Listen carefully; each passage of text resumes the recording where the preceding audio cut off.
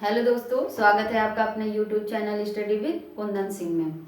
और आज हम जो है अपना ऐतिहासिक स्रोत पढ़ रहे थे, तो उसका एंड हो गया है, मतलब समाप्त हो गया है। तो आज उसमें अगर जो कुछ बचे हुए क्वेश्चन हैं, आपके कुछ छूट रहे हैं, तो उनको जो है हम क्वेश्चन के माध्यम से देख लेंगे और अपने जो प्रस्तर युग है उसमें प्रस्थान करेंगे। तो चलिए आज हम शुरू करते हैं ऐतिहासिक स्रोत से संबंधित कुछ प्रश्न। देखिए, और इसमें जितने प्रश्न आपको दिए गए हैं वो आपके, चाहे वो टीजीटी हो या छोटे एग्जाम या बड़े एग्जाम जो भी हैं, उनमें सब पूछे गए हैं। ठीक, तो इनको मन से देखेंगे और बढ़िया समझेंगे, आने वाले एग्जाम में जो है किस तरह फंसते हैं उनको समझेंगे। देखिए, पहला क्वेश्चन है कि महाभारत का मूल नाम क्या था। पहला क्वेश्चन, महाभारत का मूल नाम क्या था, यहां पर समझना है। इसी तरह क्वेश्चन आपके पूछे गए हैं एग्जाम में। तो देखिए, महाभारत का मूल नाम क्या था, तो आंसर में पहले हम देख लेते हैं क्या रखेंगे। महाभारत का मूल नाम था जय संहिता। क्या था? जय संहिता। देखिए, यहां पर दिया है जय संहिता, अर्थात विजय संबंधी जो संग्रह है वो एक ग्रंथ के रूप में बनाया गया। विजयों के बारे में जो वर्णन किया गया, तो उसे क्या कहा गया? जय संहिता। देखिए, अब जय संहिता कब कहा गया? जब हमारे महाभारत में 8,800 श्लोक थे। कितने? 8,800 श्लोक थे, तब इसको जय संहिता कहा गया, है ना। और जब इसमें बढ़ के कितने 24,000 श्लोक हो गए, तब इसे क्या कहा गया? तब इसे भारत कहा गया। इसके बाद जब इसमें और श्लोक बढ़े, मतलब 1,00,000 श्लोक हो गए, तब इसे क्या कहा गया? सतसहस्त्र संहिता, या इसी सतसहस्त्र संहिता को ही महाभारत कहा जाता है। एक क्वेश्चन और बनेगा कि महाभारत के रचयिता कौन है, तो महाभारत के रचयिता कौन है? वेद व्यास। तो ये रहा हमारा महाभारत से 3-4 क्वेश्चन जो आपके हर एग्जाम में बनते हैं। अब देखिए, और अरबी लेखक, अरबी लेखकों के नाम बताइए। देखिए, जब हमने ये स्रोत वाला चैप्टर चालू किया था तो उसमें जो है हमने यूनानी लेखक देखे, चीनी लेखक देखे। अब हम इसको जो है अरबी लेखकों को क्योंकि ये जो अरबी लेखक हैं हम पढ़ेंगे मध्यकालीन इतिहास में, है ना, तो इसको अलग चैप्टर में ना रखकर क्वेश्चन के माध्यम से देख लेते हैं। तो देखिए, अरबी लेखकों के नाम बताइए। सबसे पहला नाम किसका आता है अरबी लेखक में? अल-बरूनी का।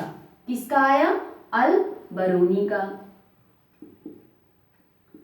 अल-बरूनी, इसको हम जब आगे मध्यकालीन वाला पढ़ेंगे तो उसमें पढ़ेंगे कि इसका जन्म खीवा में हुआ था, महमूद गजनवी के साथ आए थे, ये सारी चीजें उसमें देखेंगे। तो अरबी लेखकों के नाम में मेन नाम किसका है? अल-बरूनी का। इसकी एक पुस्तक आती है तहकीक हिंद।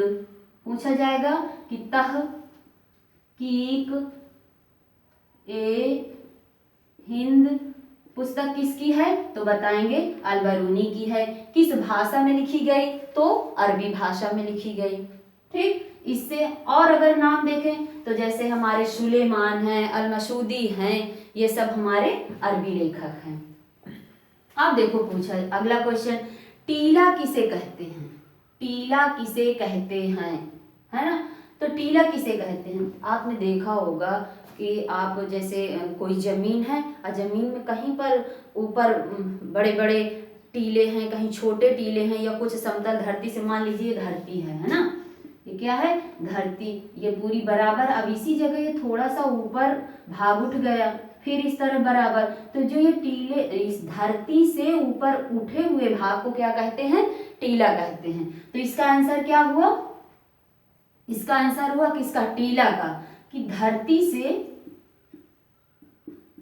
की सतह से, मान लीजिए धरती की सतह से ऊपर उठे हुए भाग को, ऊपर उठे भाग को क्या कहते हैं? ऊपर उठे भाग को क्या कहते हैं? टीला कहते हैं, है ना। अगर यही जैसे धरती है, अगर यही बालू से बना हुआ बालू से बना हुआ भाग ऊपर उठा हुआ हो, मतलब बालू कहीं इकट्ठा हो गई हो और इस टीले का रूप धारण कर लिया हो, तो स्थानीय भाषा में इसे क्या कहेंगे? बालू से निर्मित को इसे कहेंगे बालू से निर्मित हो, तो इसे कहा जाता है स्थानीय भाषा में टेरी। क्या कहा जाता है? टेरी। अब देखिए इससे एक और क्वेश्चन बनेगा। ये जो टीला है, मान लीजिए ये क्या है? टीला है। अब इस टीले की खुदाई जो होती है, उत्खनन होता है, तो दो तरह से होता है। पूछा जाएगा कि टीले की खुदाई किस तरह से होती है, तो एक बताएंगे अनुलंब, अनुलंब, अनुलंब उत्खनन या खुदाई, खुदाई। एक होती है क्षैतिज खुदाई, क्षैतिज उत्खनन या उत्खनन लिख लीजिए, खुदाई। तो अनुलंब खुदाई कैसी होती है? उसको सीधे, जैसे ये टीला है तो उसको सीधे सीधे खुदाई की जाती है ना, खड़ी खुदाई। और जो क्षैतिज है, तो मान लीजिए ये टीला है तो इसको पूरा समाप्त कर देंगे, इस तरह खुदाई हो तो उसको क्षैतिज खुदाई कहते हैं। तो इससे इतने ही क्वेश्चन बनेंगे आपके। तो यहाँ पर क्वेश्चन है कि टीला किसे कहा जाता है, तो धरती की सतह से ऊपर उठे हुए भाग को टीला कहते हैं। अब देखिए महापाषाण क्या है, ये क्वेश्चन है महापाषाण क्या है, ये भी आपका पूछा हुआ है। महापाषाण किसे कहते हैं? देखो दक्षिण भारत में, दक्षिण भारत में आपने देखा होगा कि जब बहुत पहले की बात है, जब आगे हम पढ़ेंगे प्रस्तर युग में तो आपको पता चलेगा, तो उसमें जो है जब कोई व्यक्ति मर जाता था या मृत व्यक्ति को कहीं पर दफनाया जाता था, तो उसके साथ अब इतना आज की तरह जो है इतनी व्यवस्थाएं तो थी नहीं, तो वहाँ पर और अपने पूर्वजों को जब दफनाते थे तो उनसे मोह भी रहता था कि अरे कहीं इसको बाहर जानवर लाश बाहर ना निकाल लें, इसको खाएं पिए। तो इसकी वजह से जैसे कोई मृत व्यक्ति है और इसको दफनाया गया इस जगह, और इसके चारों तरफ मतलब घेरा, बड़े बड़े पत्थरों का घेराव कर दें। ये मान लीजिए इस जगह दफनाया गया, बड़े बड़े पत्थरों से इसका घेराव कर दिया गया, तो उसे क्या कहते हैं? महापाषाण कहते हैं। तो अब इसको अगर आंसर के रूप में देखेंगे तो क्या कहेंगे? जहां पर कोई व्यक्ति दफनाया गया है या बड़े बड़े पत्थरों से, बड़े बड़े पत्थरों से घिरे भाग को क्या कहा जाता है? महापाषाण कहा जाता है, या इसे मेगोलिथ भी कहा जाता है। अब देखिए प्रशस्ति का अर्थ क्या है?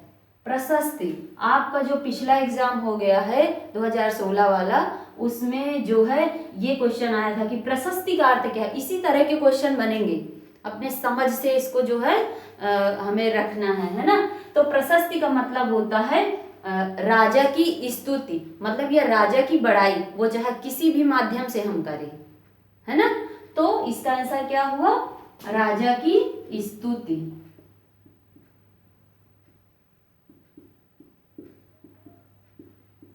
स्तुति मतलब प्रार्थना नहीं, किसी भी राजा के बारे में जो है बढ़ा चढ़ा कर उसकी बड़ाई, उसकी प्रशंसा या उसके गुणों की प्रशंसा, उसके युद्धों की प्रशंसा, जो भी है चाहे जिसके माध्यम से की गई हो, उसे हम क्या कहते हैं? प्रशस्ति। प्रशस्ति का अर्थ पूछा गया है, ठीक। प्रशस्ति का अर्थ क्या है? तो राजा की स्तुति या राजा की बड़ाई या राजा की प्रशंसा, इसे हम क्या कहते हैं? प्रशस्ति कहते हैं। अब देखिए हम पहुंचे कहाँ? अगले क्वेश्चन में, बाएं से दाएं लिखी लिपि को क्या कहते हैं।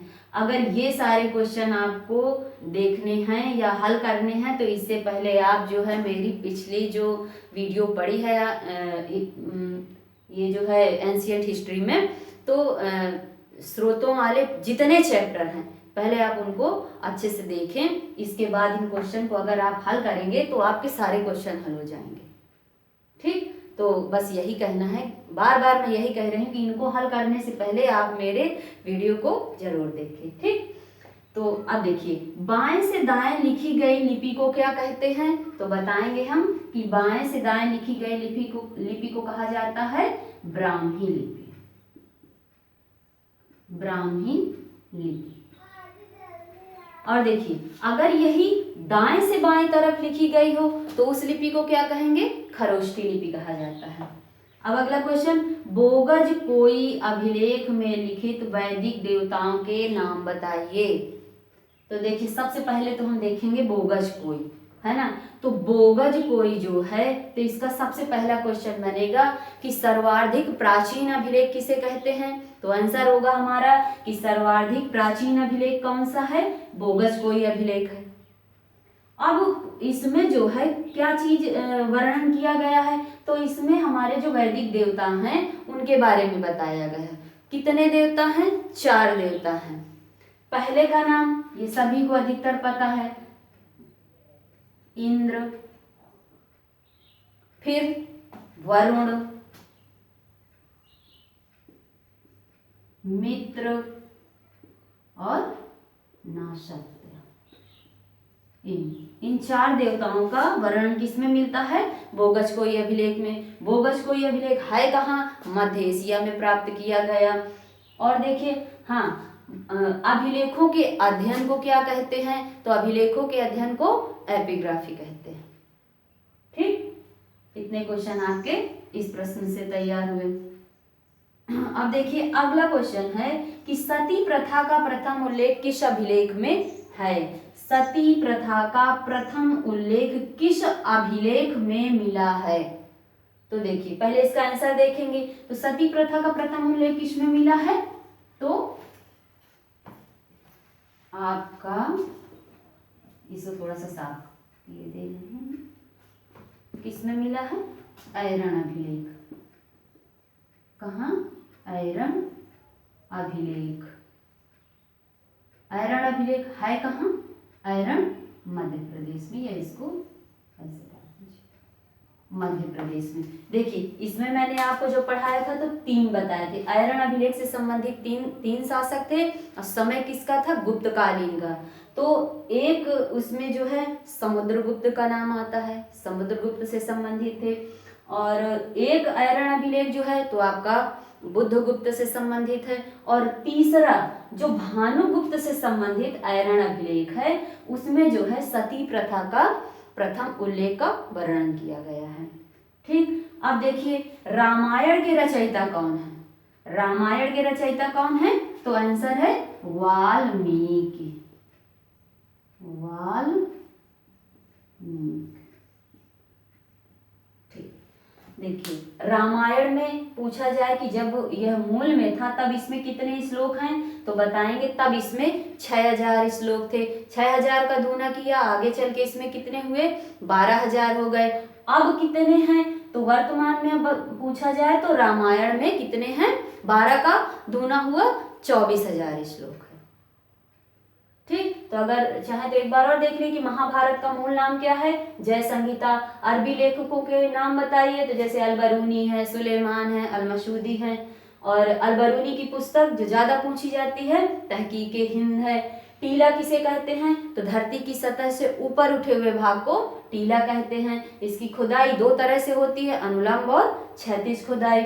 महापाषाण क्या है, तो जो मृत व्यक्ति थे या जिनको दफनाया जाता था तो बड़े बड़े पत्थरों से उसका घेराव कर दिया जाता था, तो उसे क्या कहते हैं, महापाषाण या मेघोलिथ कहते हैं। प्रशस्ति क्या है, राजा की प्रशंसा या बढ़ा चढ़ा कर वर्णन करना या राजा की स्तुति को प्रशस्ति कहते हैं। बाएं से दाएं लिखी लिपि को क्या कहते हैं, ब्राह्मी लिपि कहते हैं। बोगज कोई अभिलेख में लिखित देवताओं के नाम कौन से हैं, तो इंद्र, वरुण, मित्र और नाशात्य हैं। सती प्रथा का प्रथम उल्लेख किसमें मिला है, तो ऐरण अभिलेख मध्य प्रदेश भानुगुप्त सम्राट से संबंधित है।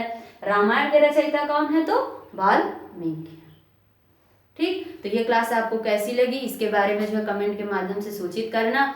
और मैं बार बार यही कह रही हूँ कि आप जो है जितना हो सके इसको जो है सब्सक्राइब करें, शेयर करें, लाइक करें, और क्या मतलब यही कर ही सकते हैं। इतना अगर चाहें तो इसको जो है बढ़ा दें। और इसी तरह जो है कहा भी गया है कि अगर हमें सूरज बनना है तो सूरज के बनने के लिए हमें सूरज की तरह तपना भी होगा ना। तो इसी तरह तपते हुए, मेहनत करते हुए आगे बढ़ें। और अपना भगवान से यही जो है मैं प्रार्थना करूँगी कि जो है आप अपना एग्ज़ाम क्लियर करें। और वीडियो देखने के लिए धन्यवाद।